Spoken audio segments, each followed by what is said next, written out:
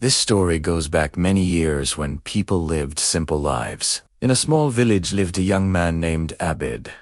He had strong faith in Allah and worked as a laborer to earn his living. He believed deeply that whatever is written in destiny is exactly what a person receives. Abid's life was simple but full of peace. Every morning, he would wake up early, remember Allah, perform wudu, offer Fajr prayer, and then leave for work. He lived with his old parents, whom he served with great love and sincerity. The villagers admired Abid for his honesty, hard work, and gentle nature. But fate had something else written for him. One day, news spread quickly through the village that the king's minister was touring nearby areas, and young men would be recruited into the army.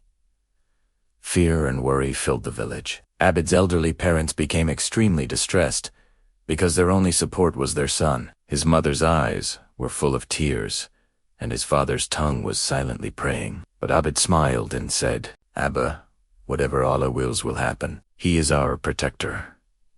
A day before the minister's arrival, Abid's father called him close. His face was pale, and his eyes filled with worry. He said, "Son, your maternal grandfather hid a treasure many years ago.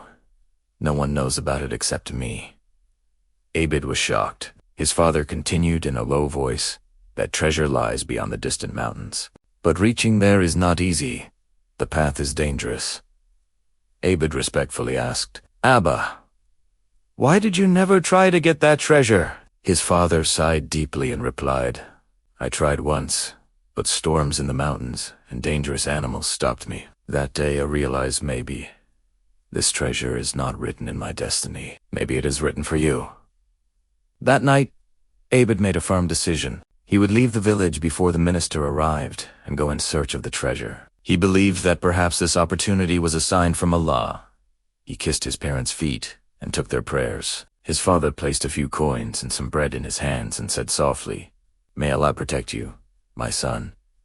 Abid looked up at the sky and whispered, "O Allah, I leave my journey in your hands." At sunrise the next morning, Abid began his journey. In his hand was an old map his father had given him. As he left the village and reached the border, he looked back one last time. From a distance, he saw the minister's caravan approaching. Abid thanked Allah that he left just in time. On the way, Abid met an old man sitting on the grass, eating a simple piece of bread. His face was peaceful, and his eyes gentle. When he saw Abid, he smiled and asked, "Where are you headed, my son?" Abid didn't mention anything about the treasure. He simply said, "I'm just traveling." The old man smiled, looked into Abid's eyes, and said softly, "Son, I can feel you're searching for something special. But remember, sometimes the thing we seek far away is actually close to us, and sometimes the thing we run away from becomes our destiny." Abid listened quietly, smiled, offered salam, and continued walking. After some distance, he reached a crossroads. One road was straight and easy. The other was hard and mountainous. The map showed the mountain path. Without fear, Abid said, "I trust Allah. Whatever is written in destiny will happen." He stepped onto the tough mountain road. It was difficult, but his courage was strong. As the sun began to hide behind the mountains, Abid realized he needed a safe place for the night. Soon he came across a small village near a large old tree. Gratitude filled his heart and he whispered, "Indeed, Allah never leaves his servant alone." But as he reached the village, he found chaos. People were gathered around a well shooting and panicking. A small child had fallen inside, and no one had the courage to climb down. Without a moment's hesitation, Abid dropped his belongings on the ground and went straight down into the well. Villagers were shocked. How could a stranger show such bravery? After much effort, Abid lifted the child in his arms and brought him out safely. The people rejoiced with relief. Tears of gratitude streamed down the child's mother and father's faces. The boy was the son of the village chief. The chief hugged Abid tightly and said, "Son, today you saved the most precious thing we have. Tonight, you will be our honored guest. Tomorrow morning, you will be sent off with respect." After dinner, when everyone was resting, the Sirdar called Abid close and gently asked, "Young man, where are you going and why?" Abid hesitated for a moment, then decided to tell the truth. With complete honesty, he told his story and mentioned the treasure. The Sirdar quietly listened. Then he said, "My son, I know about that treasure." Abid was shocked. The Sirdar continued, "Your grandfather and my father were very close friends. That treasure is not gold or silver, but a trust and a man. It is an old and precious book that contains pearls of knowledge." He added, "Your grandfather was a great scholar. He feared that his knowledge might fall into the wrong hands. So he hid that book. Only the one with true faith and patience can find it." Abid was deeply moved. He asked, "Do you know where the book is?" The Sirdar replied, "Yes, but the path is dangerous. You will have to pass through a forest and then reach a cave." The next morning, the Sirdar gave Abid a new map and some food. "My son will accompany you till the forest," he said. "After that, you must go alone." Abid and the Sirdar's son, Jamil, began walking toward the forest. On the way, Jamil asked, "Do you really want to obtain that treasure?" "Why?" Abid smiled and said, "I believe Allah has sent me on this path for this very purpose." When they reached the edge of the forest, Jamil handed Abid a ta'is and said, "This will protect you. If you ever face danger, take Allah's name and touch this amulet." Abid thanked him and stepped into the forest, unaware of the trials waiting ahead. The forest was dense and dark. He had to place every step carefully. Sunlight filtered weakly through the thick branches. He checked the map and walked straight ahead. Strange sounds echoed around him, but he continued forward, taking Allah's name with every step. By noon, he stopped near a waterfall. Suddenly, a wolf appeared. His heart began to race. He touched the amulet and called upon Allah. At once, the wolf simply stared at him, then calmly walked away. As evening approached, Abid needed a safe place to spend the night. He saw an old tree with a hollow trunk and hid inside. The night was filled with frightening noises, but Abid recited prayers and slept peacefully. When morning came, he discovered that the tree was near an old man's house. The old man came outside and said, "My son, how did you gather the courage to spend a night in this dangerous forest?" Abid smiled and replied, "One who trusts Allah is never hopeless." The old man smiled and said, "Come, have breakfast." He took him inside and fed him. After eating, Abid explained the purpose of his journey. The old man remained silent for a while, then said, "I was a friend of your grandfather. That book is extremely valuable, but to reach it, you must pass one final great test." He continued, ahead on the path. "You will meet 3 travelers, a rich man, a scholar, and a poor man. All 3 will ask for your help, but you will be able to help only one. This is the test of your destiny." Abid asked, "How will I decide whom to help?" The old man smiled. "Listen to the voice of your heart. If your heart is pure, Allah himself will guide you." Abid thanked him and continued his journey, though his heart was restless. After walking a short distance, Abid saw a wealthy man in royal clothes sitting by the road. His horse was injured.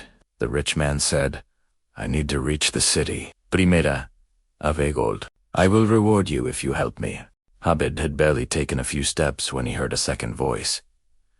It was an old scholar carrying heavy books. He said, "I need to reach the madrasa. I have knowledge. I will teach you." Abid was still thinking when suddenly a third voice called out. It was a sick fakir, lying on the ground. In a weak voice, he said, "I need water. I am dying." Before Abid were 3 choices: wealth, knowledge, and humanity. He took a deep breath and wondered, is this the true test of my destiny? After thinking for a moment, he went toward the fakir and placed his water pouch on the man's lips. The fakir drank, and a spark of life returned to his eyes. The rich man and the scholar both left in disappointment. The fakir blessed Abid.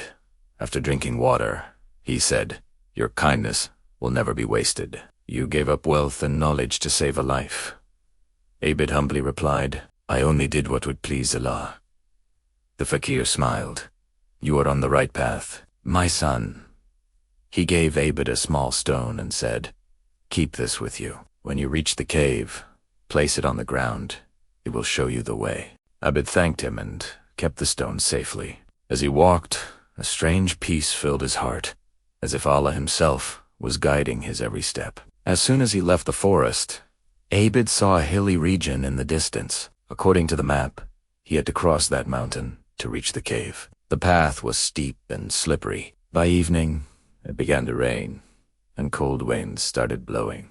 He could not find shelter anywhere. The rain grew heavier, water began flowing downhill, and the ground became muddy and dangerous. Suddenly, his foot slipped, and he began to fall. He quickly grabbed the amulet and called upon Allah. Just then, his hand caught the root of a tree, and somehow he managed to save himself. After great struggle, Abid reached a safe spot. The rain had stopped. He looked around and saw a small house at some distance. He walked toward it and knocked. When the door opened, a young girl stood there, surprised to see him. She asked, "Who are you?" Abid introduced himself and said he only needed shelter for the night. The girl replied, "My name is Aisha. I live here alone. My father passed away."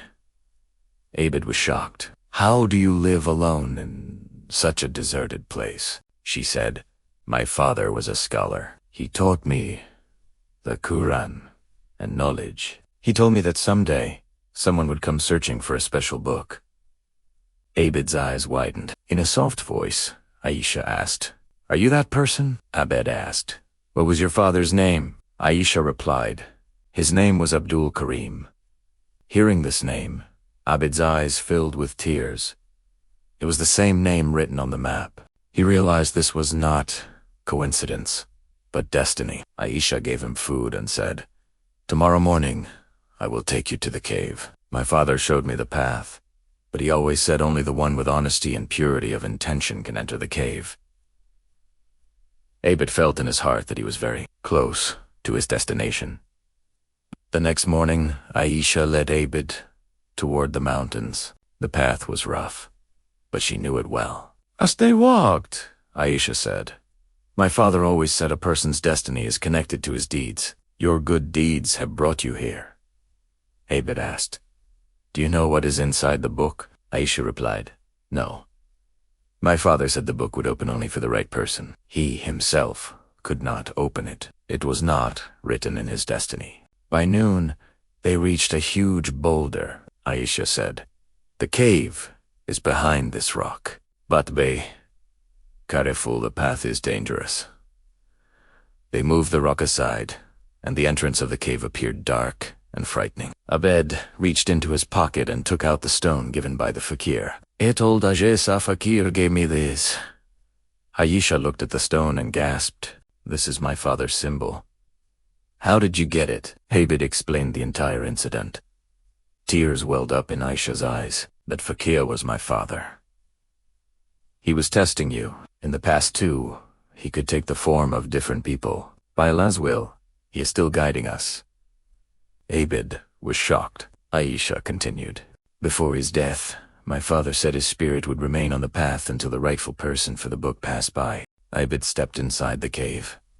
It was dark, so he lit a torch. As they walked in, they saw that the cave had many different paths. Abid placed the stone on the ground.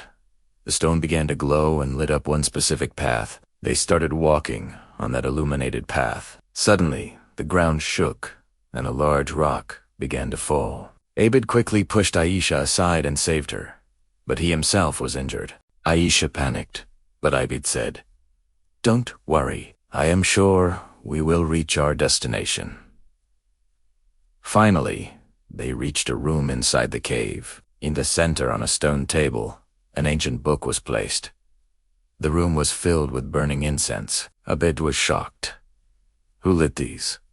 he asked. Aisha replied, "These are signs from Allah that you have arrived at the right time." Abid stepped forward to open the book, but stopped. On top of the book was a strange seal. It read, "Only the one who has found the greatest treasure of the world can open this." Abid fell into deep thought. What is the greatest treasure of the world? Both Abid and Aisha stared at the seal. Aisha said, "My father used to say that the greatest treasure is not silver or gold. It is something else." Abid closed his eyes and reflected deeply. Suddenly he understood.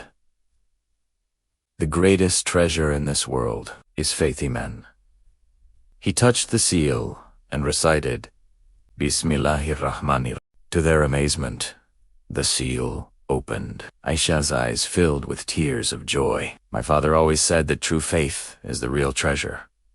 Abid opened the book. Inside were rare treasures of knowledge, explanations of the Holy Quran, wisdom, cures, and secrets written by his grandfather. On the final page was written, My treasure is for the one chosen by Allah. As Abid kept reading, he discovered cures, remedies, wisdom, and teachings that could help countless people. On the last page was a message. Spread this knowledge, but only to worthy people, so it never falls into the wrong hands. Suddenly, the cave began to shake. The rocks started falling. Abid quickly grabbed the book in Aisha's hand, and they ran. They barely made it out before the cave door collapsed. Abid said, Thanks to Allah, we are safe. Now we must return home. On the way, Aisha said, Come with me to my home. Abid replied, No, I must return to my parents. They need my care. Aisha felt disappointed, but Abid sighed. You will not be alone. I will take you to my village.